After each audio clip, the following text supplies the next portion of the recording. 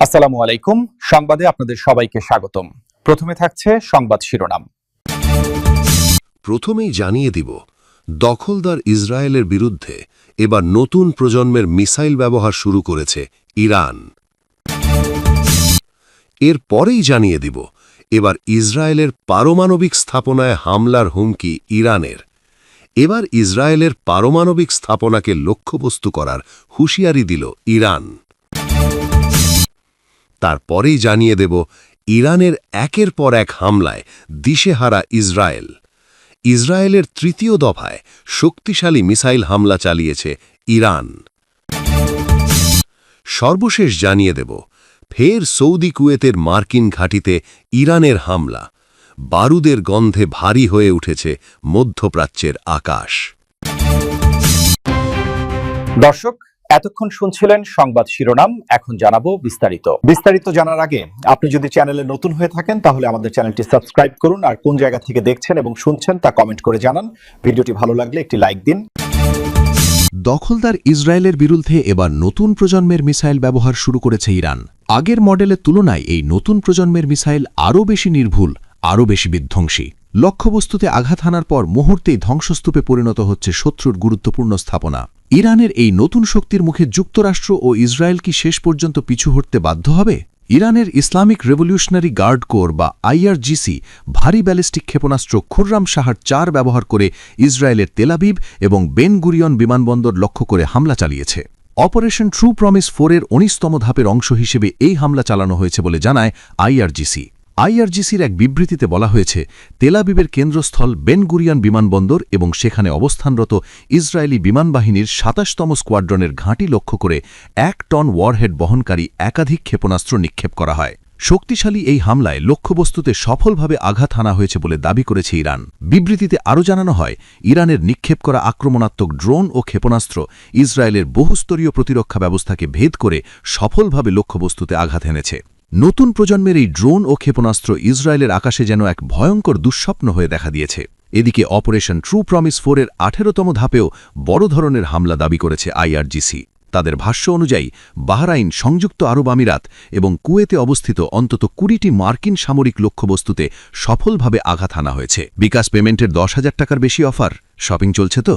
আইআরজিসির বিবৃতিতে জানানো হয়েছে, ইরানের সশস্ত্র বাহিনীগুলোর মধ্যে এখন এক অভাবনীয় ঐক্য ও সমন্বয় তৈরি হয়েছে। তারা একযোগে বিভিন্ন দিক থেকে এমনভাবে আক্রমণ চালিয়েছে যা আমেরিকা ও ইসরায়েলের সব ধরনের সামরিক হিসাব নিকাশ পাল্টে দিয়েছে। ইরানের এই শক্তিশালী পদক্ষেপ যুদ্ধের প্রচলিত নিয়মগুলোকেও নতুন করে লিখছে। বিবৃতির শেষ অংশে আরও বলা হয়, আমেরিকান সৈন্যরা তাদের আঞ্চলিক হাঁটি ছেড়ে কাপুরুষোচিতভাবে পালিয়েছে এবং বিভিন্ন দেশের হোটেলে গিয়ে লুকিয়েছে। এর সবকিছুই আইআরজিসির গোয়েন্দা নজরদারির আওতায় রয়েছে। আইআরজিসির সাহসী যোদ্ধারা এখন প্রতিটি মার্কিন সৈন্যকে খুঁজে বের করার জন্য প্রস্তুত হয়ে আছে। অপরাধীদের পাকড়াও না করা পর্যন্ত তারা থামবে না এবং তাদের কোনো পালানোর পথ খোলা থাকবে না। এবার ইসরায়েলের পারমাণবিক স্থাপনাকে লক্ষ্যবস্তু করার হুঁশিয়ারি দিল ইরান। তাহলে কি সংঘাত এবার সরাসরি পারমাণবিক স্থাপনাকে ঘিরেই নতুন মাত্রা নিতে যাচ্ছে?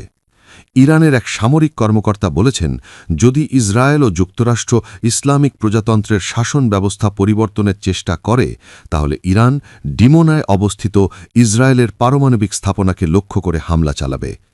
আধা সরকারি সংবাদ সংস্থা আইএসএনএ ওই কর্মকর্তার বরাত দিয়ে এ তথ্য জানিয়েছে। এদিকে ইসরায়েলের প্রধানমন্ত্রী বেনিয়ামিন নেতানিয়াহু এবং মার্কিন প্রেসিডেন্ট ডোনাল্ড ট্রাম্প ইঙ্গিত দিয়েছেন যে চলমান সামরিক অভিযানের অন্যতম লক্ষ্য হল ইরানের শাসন ব্যবস্থা পরিবর্তনের পরিবেশ তৈরি করা। তাদের বক্তব্যে স্পষ্ট হয়েছে যে ইরানের বর্তমান শাসন ব্যবস্থাকে দুর্বল করাই এই অভিযানের বড় উদ্দেশ্য। তবে এ নিয়ে ভিন্ন মত রয়েছে। কিছু বিশ্লেষকের ধারণা, ট্রাম্প চাইলে দাবি করতে পারেন যে অভিযানের লক্ষ্য অনেকটাই পূরণ হয়েছে এবং কয়েকদিনের মধ্যেই সামরিক অভিযান শেষ করা সম্ভব। কিন্তু ইসরায়েলের উচ্চপদস্থ কর্মকর্তারা ভিন্ন বার্তা দিচ্ছেন। দ্য জেরুজালেম পোস্টকে তারা জানিয়েছেন, ইরানের শাসন পরিবর্তন না হওয়া পর্যন্ত যুক্তরাষ্ট্র এই লড়াই থেকে সরে দাঁড়াবে না। গত ২৮শে ফেব্রুয়ারি মার্কিন ইসরায়েলি আগ্রাসনের ফলে ইরানের সর্বোচ্চ ধর্মীয় নেতা আয়াতুল্লাহ আলী খামেনি সহ বেশ কয়েকজন সিনিয়র সামরিক কমান্ডার এবং শত শত বেসামরিক নাগরিক নিহত হন। এর প্রতিক্রিয়ায় ইরান অপারেশন ট্রু প্রমিস 4 শুরু করে। মার্কিন ইসরায়েলি আগ্রাসনের পর থেকেই ইরান ইসরায়েলি লক্ষ্যবস্তু এবং এ অঞ্চলে থাকা মার্কিন ঘাঁটিকে লক্ষ্য করে ব্যাপক আকারে ক্ষেপণাস্ত্র এবং ড্রোন হামলা চালিয়ে যাচ্ছে। কি বুঝলেন ভাই, অনলি ডেটাই চাই?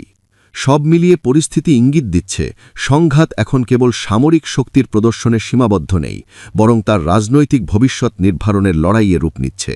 এদিকে ইরানের সরাসরি হুমকি, শাসন পরিবর্তনের চেষ্টা করা হলে ডিমোনায় অবস্থিত ইসরায়েলের পারমাণবিক স্থাপনায় হামলা চালাবে ইরান। পরিস্থিতি এখন এক বিপজ্জনক ও অনিশ্চিত পর্যায়ে দাঁড়িয়ে। বিশ্লেষকদের মতে পরিস্থিতিকে শান্ত করা না গেলে সংঘাত যে কোনো মুহূর্তেই চরম আকার ধারণ করতে পারে, তাতে কোনো সন্দেহ নেই। ভূরাজনৈতিক উত্তেজনার পারদ এখন চরম সীমায় পৌঁছেছে। ইসরায়েলের তৃতীয় দফায় শক্তিশালী মিসাইল হামলা চালিয়েছে ইরান। শুক্রবার সন্ধ্যা থেকে শুরু হওয়া এই ধারাবাহিক আক্রমণ শনিবার রাত পর্যন্ত চলে। বাংলাদেশ সময় শনিবার রাত 2টার দিকে ইরানের ভূখণ্ড থেকে ছোড়া নতুন দফার এই ক্ষেপণাস্ত্রগুলো ইসরায়েল সীমানায় আঘাত হানতে শুরু করে।